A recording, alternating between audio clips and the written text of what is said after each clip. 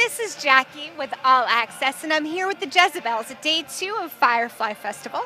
For those that haven't heard, first of all, you really need to listen to their sound, but how would you describe your sound to new listeners?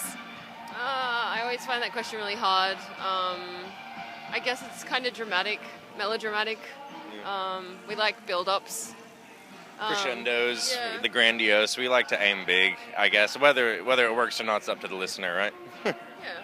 I think it works if it makes you feel better. What's one song on your album, The Brink, that best represents or is a good showcase of what you do? I'd probably say maybe Time to Dance or The Brink. Yeah. What would you say? Yeah, no, I'd agree with that. Time to Dance, I think. If you listen to that song and you like it, there's a good chance, I guess, you might like some of our other songs.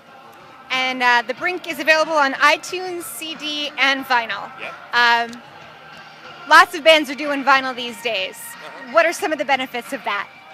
Seems like it's coming back, I guess. Yeah, with MP3s and people not wanting to listen to music on their computer, I guess. Well, it sort of seems like, too, that people might get it from iTunes, and then when they're at the concert, sort of want a souvenir anyways, and they really like to have the vinyl, I guess. Yeah, we've noticed we've sold quite a bit of vinyl, actually, so if everyone has a record player or, I don't know, whatever.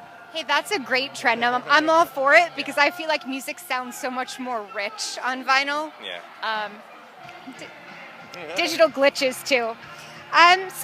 Which song have you made your most recent video for? Tell me about that. Actually, we're just about to release another video for Time to Dance, and a friend of mine actually is a dancer, and she choreographed a dance to it, and it was filmed in New York on a rooftop, so I think that should be out soon. It's pretty exciting. Yeah. Sounds very pretty, and it sounds like it. In my head, it already goes with your music. What are some of the benefits of putting out a music video in 2014 when MTV no longer plays videos?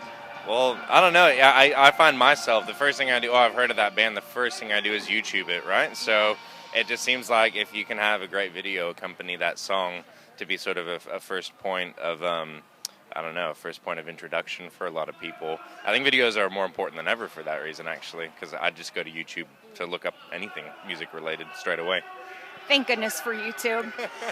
And as music is sort of moving away from the traditional CDs, thankfully back to some vinyl, how do you measure success when album sales aren't, they used to be the gold standard, pardon the pun, but how do you measure success for yourself now? I don't know, I guess like people measure it with regards to how many likes you have on Facebook and all that stuff, but I don't know. I find all that stuff a bit strange, I guess, but yeah, it's more about views and likes and plays and things like that. And you always wonder if that's really a clear telling benchmark of people, It is weird, because sometimes I think, too, like, I love bands, and I've never once commented on their Facebook or never once liked their page, but I love that band. So it is sort of weird for people to take that as, like, a solid indication. I don't engage in that kind of stuff all that much, to be honest, so who knows? Yeah, of all the bands that I go out and see, same thing. Yeah. I don't necessarily comment on their Facebook. Yeah. I might have liked their page, but how many of those same people go out to your concerts? Or buy a ticket. Yeah, Who knows? I think that would be someone out there needs to figure out some way to think calculate that. The most successful feeling you can get is having a big sold-out show and everyone enjoys themselves. I find that the most gratifying in terms of success with what we do. So do you guys like to play big festivals, or would you prefer to play smaller club settings? Well, yeah, no. Whenever this question comes up, it's funny. It's just pros and cons. Like, some big festivals are awesome for so many reasons, and they're really hard for so many reasons too. You don't get much time to set up and sound check. It's a pretty smash and grab at a festival usually. But then at a club, it's awesome because it's so personal. You can see everyone. The sun isn't in your eyes and all that kind of stuff. I'm actually looking forward to seeing the Foo Fighters. I've never seen them before, so that's a plus about playing at festivals. Festivals, all the other bands you get to see. Yeah, it's the best. Such a great variety here at Firefly, too. Awesome. Definitely a fan favorite is going to be Foo Fighters, so finding space will be interesting to see. You guys are from Australia. How do fans differ from the U.S. versus Australia?